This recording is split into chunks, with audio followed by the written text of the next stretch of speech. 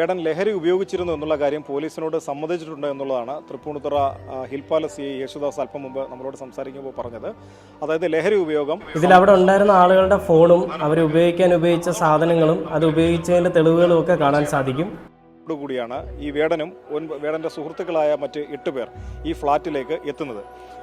ഈ ഫ്ളാറ്റിൽ ലഹരി ഉപയോഗം ഇടയ്ക്കിടെ നടക്കുന്നുണ്ട് എന്നുള്ള വിവരം ഈ ഫ്ളാറ്റുമായി ബന്ധപ്പെട്ട് ഇവിടെ താമസിക്കുന്ന ചിലരിൽ നിന്ന് തന്നെയാണ് പോലീസിന് കിട്ടിയത് എന്നുള്ളതാണ് നമുക്ക് മനസ്സിലാക്കാൻ കഴിയുന്നത്. അതുകൊണ്ട് തന്നെ പോലീസ് ഇന്ന് രാവിലെ ഇവിടേക്ക് എത്തുമ്പോൾ ഇതിനു മുമ്പ് പലതവണ ഈ മേഖലയിലൊക്കെ പോലീസ് പരിശോധന നടത്തിയിട്ടുണ്ട്. ഈ ഫ്ളാറ്റ് അവരുടെ നിരീക്ഷണത്തിലുമായിരുന്നു.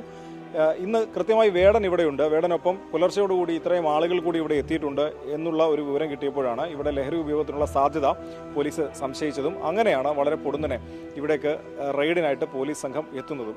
പോലീസ് സംഘം എത്തിയപ്പോൾ പോലീസ് പറയുന്നത് ആരുടെ പക്കൽ നിന്നാണ് ഈ 6 ഗ്രാം കഞ്ചാവ് കണ്ടെടുത്തതെന്ന് പറയുന്നില്ല. ഒരാളുടെ പേഴ്സണൽ പ്രോപ്പർട്ടിയിൽ നിന്ന് ഈ കഞ്ചാവ്